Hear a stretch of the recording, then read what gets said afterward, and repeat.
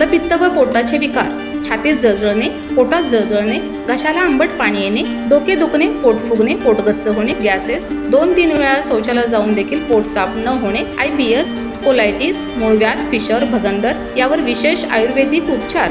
तर आजच संपर्क करा विजयी भव आयुर्वेद, नेवरी तालुका कडेगाव, जिल्हा सांगली. आता पुणे व मुंबई या ठिकाणी सुद्धा. संपर्क 91 75 74 34 54 व 73 87 34 34 77.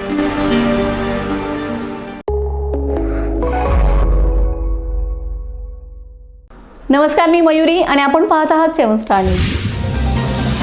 शेतकऱ्यांनी जास्तीत जास्त हरकती गोळा करा, या सरकारचा काही भरवसा नाही. शक्तीपीठ तुमच्या स्वप्नात का येते असा जाब मुख्यमंत्र्यांना विचारा, अशी जोरदार टीका राजू शेट्टी यांनी सरकारवर केले. या सरकारची एवढी देवावर भक्ती असती तर या भामट्यांनी राम मंदिरात चोरी केलीच नसती. काय म्हणालेत शेट्टी, थेट पाहूयात.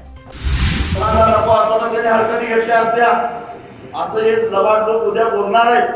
त्यामुळं ज्याच्या ज्याच्या गटातून जातो त्या प्रत्येकानं हरकती घ्या. हरकती घेतल्यानंतर आपल्याला एवढ्यावर थांबून चालणार नाही. पुढं आपल्याला काहीतरी करावं लागेल. असे मेळावे व्हायला पाहिजेत. 27 तारखेला मुख्यमंत्री मला वाटतं आषाढी एकादशीला पांडुरंगाची पूजा करायला यायला काय रे, पण मुख्यमंत्र्यांना काहीतरी करावं लागेल की का हो, तुमच्या स्वप्नात शक्तीपीठच काय येत नाही? तुमच्या स्वप्नात तहानलेल्या मराठवाड्याला पाणी द्यावं असं स्वप्न तुम्हाला का पडत नाही? तुम्हाला या सोलापूर जिल्ह्यातल्या अनेक शेतकऱ्यांची ऊसाची मिळं थकीत आहेत आणि त्यांना ते पैसे मिळवून दिलं पाहिजेत असं स्वप्न तुम्हाला का पडत नाही? तुम्हाला करमाळा तालुका असेल, सांगोला तालुका असेल, माळशिरस तालुक्यातला काही भाग असेल किंवा उत्तर सोलापूर, दक्षिण सोलापूर, अनेक ठिकाणी सोलापूर जिल्ह्यातले अनेक गावं अशी आहेत की पाण्यासाठी तहानलेले आहेत. त्या तहानलेल्या गावांना पाणी द्यावं असं का स्वप्न पडत नाही? तुम्हाला स्वप्न फक्त शक्तीपीठाचंच पडतंय काय? आणि तुम्ही आम्हाला भक्ती शिकवताय, तुम्ही आम्हाला देव करायला शिकवताय.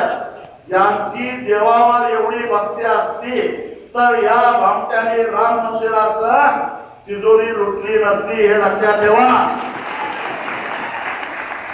राम मंदिराच्या दानपेटीवर दरोडा टाकला नसता. ते उद्धव ठाकरे म्हणतात मी एक चांदीची पीठ दिली होती त्याची पोच मिळाली नाही, 1 कोटी रुपये देणगी दिली ती त्याची पावती नाही. अरे काय चाललंय काय? आणि आता मी वाचलं, तो जो पुजारी होता, तो पुजारी रेल्वेला जायचा म्हणा पोती घेऊन आणि येताना विमानाने यायचा. त्या पोत्यात काय असायच्या? सोन्याच्या विटा, चांदीच्या विटा पोत्यात घेऊन जायचा. आता त्या पुजाऱ्यानं एकट्यानं धाडस केला असेल का एवढं चांदी आणि सोनं लुटायचं? म्हणजे त्या पुजाऱ्याच्या पाठीमागे कोणी जर असणार का नाही?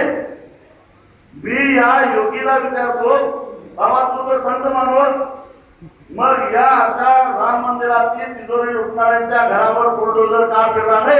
या प्रश्नाचं उत्तर दे. कुणाच्याही घरावर बुलडोजर फिरवतात का नाही फिरला? म्हणजे हे सगळे तानाजवळील तुम्ही आम्हाला भक्ती शिकवता आणि तुम्ही देवाचं नाव घेता. ज्या संत सावता माळ्यानं कांदा मुळा माझी अवघी भुताई माझी असं म्हटलं, त्याचं गावच उद्ध्वस्त करायला निघालाय. तुम्ही कसले पांडुरंगाचे मागता? पांडुरंगाचं नाव घ्यायचं तुम्हाला अधिकार सुद्धा नाही आहे. विचार केला असता मग. आणि मला वाटतं की वारकऱ्यांनी सुद्धा याचा. Bureau report 7 star news.